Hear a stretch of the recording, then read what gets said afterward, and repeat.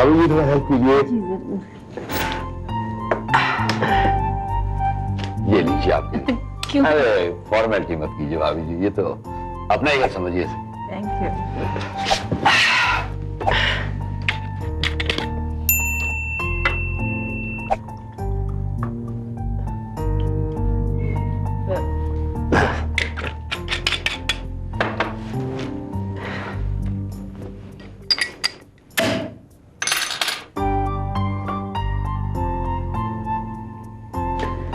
लीजिए कमलाकांत जी। जी thank you. Chess करें, आज काफी दिनों बाद बैठे हैं। Cheers। ये क्या, आप कब से पीने लगे? तो बात ये रत्ना के डॉक्टर साहब जब दवाइयां लेने फैक्ट्री आते हैं तो कभी कभार उन्हें कंपनी देने के लिए उनके साथ बैठ जाता हूँ। अच्छा, तो ये शुरुआत आपने कराई है? भाभी जी, इसे पीने के बाद आदमी ईमानदार हो जाता है और फिर ऐसा मौका कहाँ मिलता है, हमको रोजाना थोड़े मिलता है। आपने बिल्कुल ठीक कहा। वैसे डॉक्टर साहब, आप मुझे कमाई करने का कोई तरीका बताने वाले थे? हाँ, वो ऐसा है कमलाकांत जी कि पैसा कमाने के लिए थोड़े से दिमाग और हिम्मत की जरूरत है। जो आपके पास है आप कर सकते हैं। साहब, मैं आपका मतलब नहीं समझा। ऐसा क्या है मेरे पास? आपकी फार्मेसी की नौकरी, आप उस नौकरी से ही इतना पैसा पैदा कर सकते हैं कमलाकांत जी कि आपको कहीं और नौकरी ढूंढने की जरूरत नहीं पड़ेगी। लेकिन डॉक्टर साहब, ये तो बहुत सीधे हैं, इन्हें तो दुनियादारी की समझ ही नहीं है बिल्कुल। भाभी जी, अब ये चिंता छोड़ दीजिए, मैं इन्हें वो टिप्स देने वाला हूं कि इन्हें सब समझ में आ जाएगा। कमलाकांत जी, मैं आपकी फार्मेसी से हर महीने दवाएं मंगवाता हूँ। जी हाँ, मंगवाते हैं। और उनकी डिलीवरी आपके हाथों से होती है? जी हाँ, मेरे ही हाथों से होती है। कमलाकांत जी, अगर आप मुझे 10 पैकेट दें और बिल बनाएं 4 पैकेट का, तो मेरे साथ साथ आपको भी फायदा हो सकता है।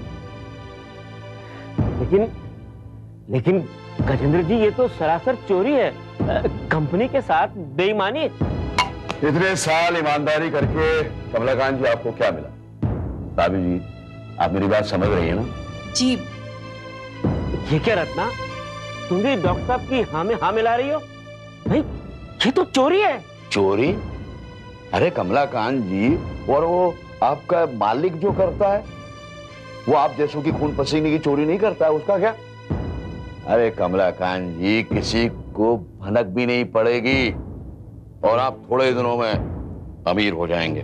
वो सब तो ठीक है डॉक्टर साहब, लेकिन मैं अभी इस चीज के लिए तैयार नहीं हूं।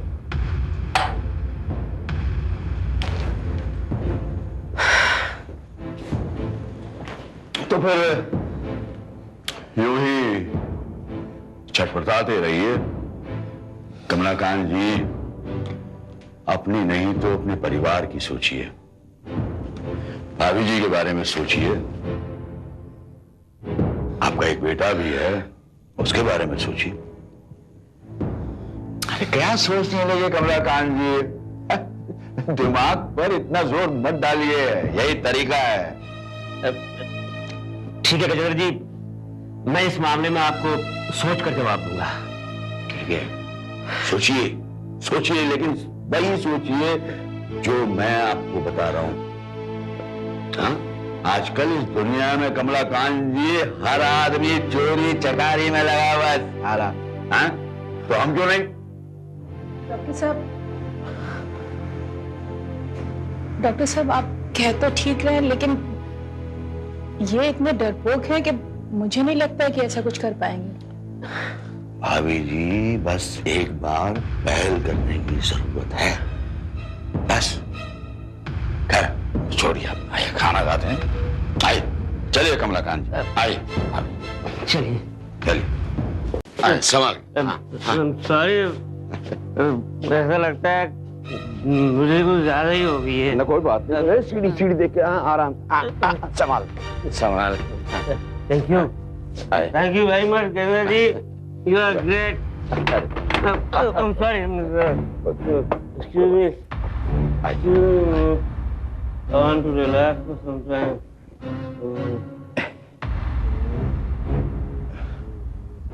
डॉक्टर साहब, आपकी बेटी ने खाना बहुत अच्छा बनाया है। लेकिन कमलाकांत जी ने तो ठीक से खाया ही नहीं। अब इतना पी के क्या खाएंगे? देख नहीं रहे आप इनकी हालत। रत्ना जी, एक बात आपसे जरूर कहूंगा मैं,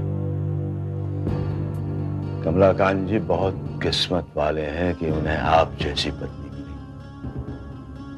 आप बहुत समझदार हैं, समझदार भी और सुंदर भी। मुझे ऐसे समझदार लोग बहुत पसंद हैं। देखिए डॉक्टर साहब, प्लीज मेरे पति के सामने आप। देखिए, जो बात मैंने आपके पति को समझाई, इन्हें घर जाकर आराम से समझाइएगा। फार्मेसी से मुझे दवाइयां देना कोई चोरी थोड़ी है। मुझे उम्मीद है आप इन्हें समझाएंगी तो इनकी सोच बदल जाएगी। कोशिश करूंगी। डॉक्टर साहब, इस बार जब आप फार्मेसी आए तो घर जरूर आइएगा। अच्छा, तो फिर हम लोग चलें अब? रत्ना जी, ये कुछ पैसे हैं, रख लीजिए। नहीं डॉक्टर साहब, ये मैं कैसे? नहीं रत्ना जी, खुशी से दे रहा हूँ, इनकार मत कीजिए।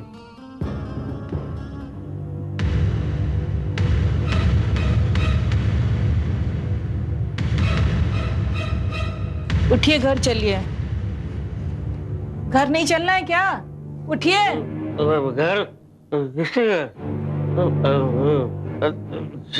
चलिए, उठिए। अरे मैं संभाल, देख आइए, मैं आपको बाहर तक छोड़ा। आइए। अरे बहुत मजा आया।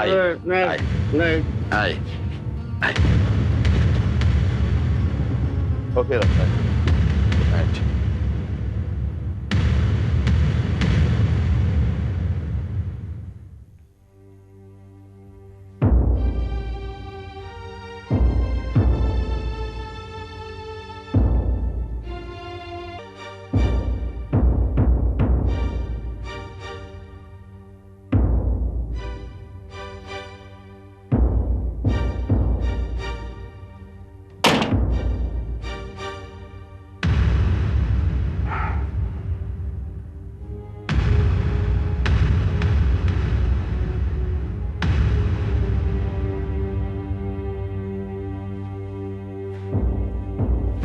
भाई, तभी जब आप इन लोगों को अमीर बनने का तरीका समझा रहे थे, क्यों आप उन्हें गलत काम करने पर मजबूर कर रहे थे बाबूजी? मैं उन्हें मजबूर कर रहा था? हाँ? क्या बात कर रही है तू? है, मैं तो बस एक तरीका बता रहा था उन्हें। लेकिन बाबूजी, वो तरीका गलत है। अच्छा, अब तू सही गलत की पहचान कराएगी मुझे? मैंने ये सब कुछ देखा सुना नहीं होता। मुझे लगा था जब मैं यहाँ आऊंगी तो वो लोग जा चुके होंगे, लेकिन जब मैंने उनकी आवाज सुनी तो मैं पीछे के रास्ते से अंदर आई। अच्छा, तो छुप छुप के हमारी बातें सुन रही थी। हजार बार मैंने तुझसे कहा है कि जब भी कोई इस घर में आए तो तू बाहर मत आया कर और ना ही हमारी बात सुना कर। चाहे आप कुछ भी कहे सुने बाबूजी। हाँ, कहूंगा। क्या करेगी तू? एक तू मेरे काम में दखल मत दिया कर। मैं क्या दखल देती हूँ बाबूजी? लेकिन किसी को भी इस तरह से चोरी की सलाह देना गलत बात है। सिर्फ अपने काम से काम देख। जब भी आपसे कुछ बोलने की कोशिश करती हूँ, आप हमेशा मुझे चुप करा देते हैं। बेटी है तो बेटी की तरह रह, मेरी माँ बनने की कोशिश नहीं कर। क्या मैं एक बात पूछ सकती हूँ बाबूजी? मैंने जब अपनी सहेली के बर्थडे गिफ्ट के लिए आपसे 500 रुपए मांगे थे तो आपने मुझे सिर्फ 50 रुपए दिए, और उस औरत को किस लिए आपने इतने सारे रुपए दिए? क्या मैं पूछ सकती हूँ? वो मेरी धंधे की इन्वेस्टमेंट है। चल, जा। अरे सुना नहीं, जा।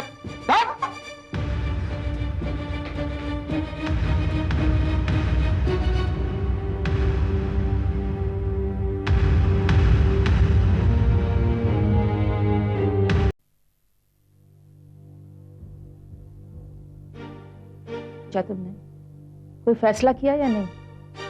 देखो रत्ना, इस तरह का कोई फैसला मैं नहीं कर सकता। तो हमें भूखों मारने का इरादा है तुम्हारा? अब ऐसा भी क्या है, अरे गुजारा तो हो रहा है ना। ये बात नहीं है कि इस नौकरी से हम 2 वक्त की रोटी भी नहीं जुटा सकते। 2 वक्त की रोटी तो भिखारी भी जुटा लेता है। आखिर कब तक इस तंगहाली में जिएंगे हम? न ठीक से खाने को है, न पहनने को। ये भी कोई जिंदगी है भला? अगर हमारी तकदीर में यही लिखा है, क्या कर सकते हैं? जब तकदीर को बदलने का मौका मिल रहा है तो बदलते क्यों नहीं हो तुम? रत्ना, अरे तुम क्या चाहती हो अपनी तकदीर बदलने के लिए मैं बेईमानी करूं? मैं ऐसा नहीं कर सकता। बेवकूफ हो, बेवकूफी रहोगे। दुनिया पता नहीं कहां से कहां पहुंच गई है। महंगाई दिन दूनी रात चौगनी बढ़ती चली जा रही है, लेकिन तुम्हें कुछ ख्याल ही नहीं। देखो रत्ना, मेरी जिंदगी में मेरे अपने कुछ उसूल हैं, सिद्धांत हैं। मैंने अपनी जिंदगी में आज तक कोई गलत काम नहीं किया है और ना ही करूंगा। तो कौन सा महल खड़ा कर लिया तुमने? ये तो गनीमत समझो कि कंपनी की तरफ से ये मकान हमें मिला हुआ है, वरना तुम्हारी तो इतनी भी हैसियत नहीं है कि एक कमरा खरीद सको। आखिर तुम चाहती क्या हो? यही कि डॉक्टर गजेंद्र ने जो तरीका बताया है उसके बारे में तुम सोचो। हमारा बेटा बड़ा हो रहा है, उसकी जरूरतें बढ़ रही हैं। इतनी सी तनख्वाह में क्या क्या करोगे तुम? रत्ना, अपनी जरूरतों को पूरा करने के लिए हर इंसान चोरी नहीं करता है। जब तुम हमारी जरूरतें पूरी नहीं कर सकते तो शादी करने की क्या जरूरत है? बच्चा क्यों पैदा किया? चुप क्यों हो? ये आज तुम किस तरह की बातें कर रही हो रत्ना? अरे हर आदमी को अपनी हैसियत के अनुसार ही गुजारा करना पड़ता है। ये क्यों नहीं सोचती कि जैसे अब तक बीत गई, आगे की भी बीत जाएगी? मैं इस बात के लिए तैयार हूं। तुम चाहती हो रत्ना कि मैं अपनी आत्मा को, अपने जमीर को बेच दूं? तुम्हारी आत्मा की कीमत ही क्या है? अपने साथ वालों के बारे में कभी सोचा है? उनकी भी आत्माएं हैं, उनके लिए क्या किया तुम? एक एक शौक के लिए तरसती रहती हूँ। बात को समझने की कोशिश करो रत्ना। जिंदगी में ऐशो आराम और शौक ही सब कुछ नहीं होते, ईमानदारी भी कोई चीज होती है। इस कंपनी के मालिक चड्डा साहब आज मेरी इतनी इज्जत करते हैं तो सिर्फ मेरी ईमानदारी की वजह से। अरे उनका बड़ा भरोसा है मुझ पर और मैं उस भरोसे को नहीं तोड़ सकता। तुम्हारे मालिक इज्जत करते हैं, वो भी चोरी, वो बहुत बड़ी चोरी करते हैं जिसका किसी को पता नहीं चलता। इतनी बड़ी आयुर्वेद की फैक्ट्री है उनकी, क्या वो सरकार को पूरा इनकम टैक्स भरते हैं? जब वो इतनी बड़ी चोरी कर सकते हैं तो क्या तुम छोटी से भी चोरी नहीं कर सकते? अब वो बड़े लोग हैं, कुछ भी कर सकते हैं, लेकिन रत्ना हम तो छोटे लोग हैं। अरे हमें तो परिस्थितियों के साथ समझौता करना ही पड़ता है। अरे जैसा आदमी पाके मेरी तो किस्मती। कोई बात घुसती क्यों नहीं तुम्हारे दिमाग में? अरे डॉक्टर साहब तुम्हारे भले के लिए सलाह देते हैं, लेकिन तुम नहीं। एक बात कान खोलकर सुन लो रत्ना, डॉक्टर गजेंद्र की सोच अलग है। अरे उनमें और मुझ में बहुत फर्क है, बहुत फर्क।